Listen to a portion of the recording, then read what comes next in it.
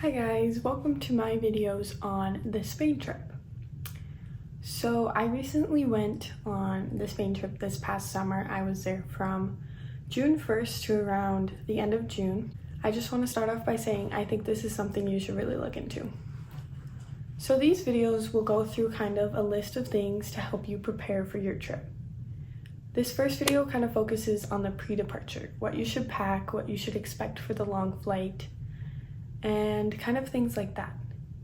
I would say the most important thing to think about first off is what to bring. You're spending a whole month in a different country, so you're gonna need clothes, you're gonna need money, you're gonna need your school essentials, you're gonna need maybe a gift for your family. So that's kind of stuff that I was thinking about as I was going. I'm gonna start off in categories. We're gonna start with like toiletries, move into clothing, and then miscellaneous items, maybe school items also.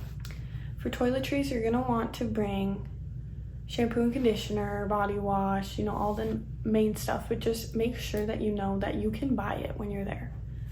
If you're on a more tight fit within your suitcases and you couldn't fit in any stuff like that, just know that you can always buy it when you're there. But one thing I would say that you should really bring is medicine.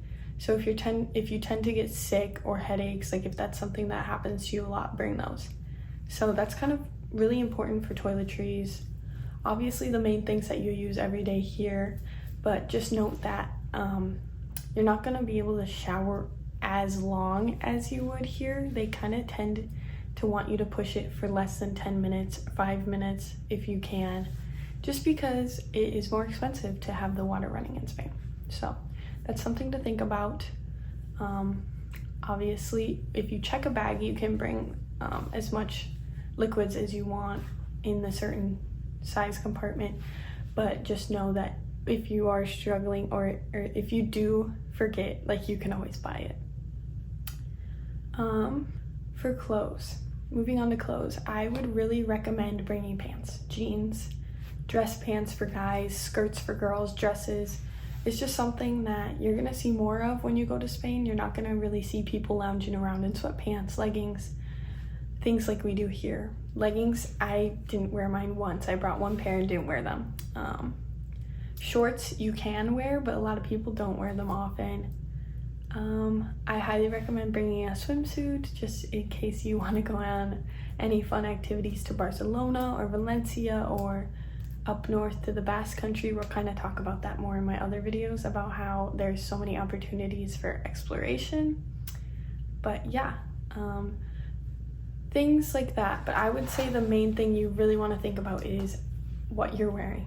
So just pack ahead and know that you're probably going to want to bring more nicer looking outfits. So for example, I brought along this denim shirt when I went to Spain, and it kind of elevated the outfits, makes you look more put together. And then on days where it gets a little bit colder, it's a nice thing you can just throw over and still look nice. Things like sweatshirts, like, things like that, people don't really wear a lot in Spain, I would say.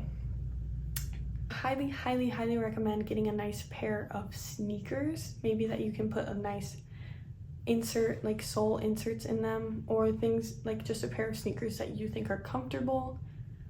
Some things like the Adidas Sambas, or what else? They wear more Adidas there, Vejas, if you know what those are. But just genuinely, I would wear more sneakers. They don't really wear tennis shoes a lot, so I would, if that's something, obviously it's all up to comfort. So if you have a pair of nice tennis shoes, you can bring them along. But if you kind of want to fit in with the culture and the style of Spain, I would stick to sneakers. So moving on to miscellaneous items, I would definitely recommend bringing a gift for your host family. That's something huge that meant the world to them. I got mine a Bethany scarf and a Minnesota mug for their coffee, and my host mom, her name was Tony, and she loved it. So I would highly recommend getting your host mom a gift. Also for school, you're gonna want a notebook, obviously pens and pencils. Laptops aren't you should bring your laptop, but they're not used during class, things like that. You don't use your cell phones during class. You kind of just turn that all off and then focus on the teacher, which I thought was really nice. It helped me learn so much, but that was my experience with that.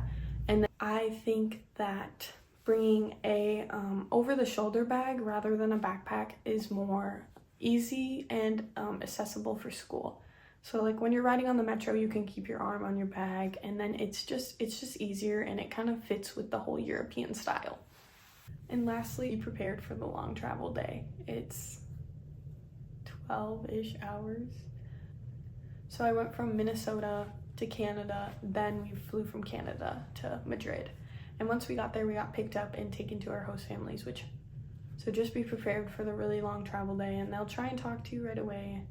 And just be open and tell them that you're pretty tired. I know that I immediately, when I got there, I wanted to see everything, but just know that rest is okay, especially within those first few days. You're gonna feel crazy horrible because of time change, but it's definitely worth it, and make sure you get rest up, otherwise you'll get pretty bad jet lag. So those are kind of the things that I would recommend for pre-departure. And in the next few videos, we'll talk about the life actually in Spain. Thank you.